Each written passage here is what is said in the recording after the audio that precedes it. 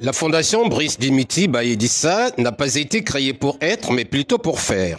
C'est dans cette droite ligne qu'elle vient de lancer, dans le 3e arrondissement Tiétié, un vaste projet social dont la première phase est axée sur l'octroi des bourses des activités génératrices de revenus destinées à la gente féminine de Tiétié 2 et qui évolue dans plusieurs secteurs, notamment dans la fabrication et vente de manioc, la friperie, fabrication des beignets et vente de charbon.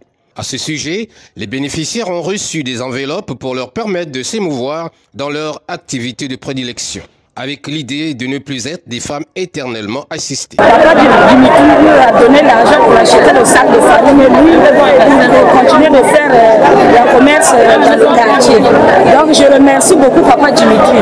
Les gens qui parlaient beaucoup, vous partez chez Papa Dimiti, vous trouvez quoi? Mais aujourd'hui, on a eu quelque chose sur Papa Dimiti. C'est vrai que le rôle du député n'est pas celui de construire des routes, des hôpitaux, encore moins des marchés d'emploi.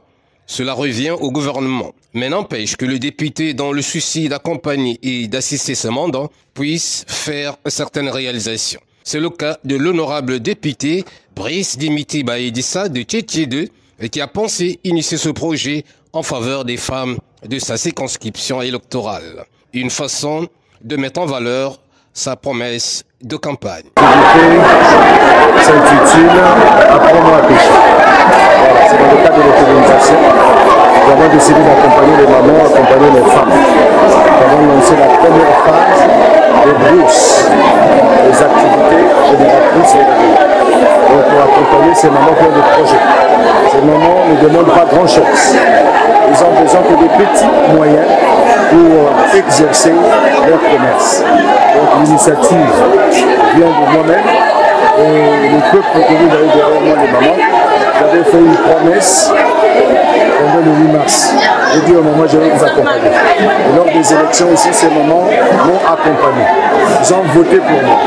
Au retour, moi j'avais dit je vais aussi penser à vous. Donc c'est la raison pour laquelle on se retrouve aujourd'hui, pour réaliser un peu les promesses que j'avais faites à ces moments qui est derrière moi.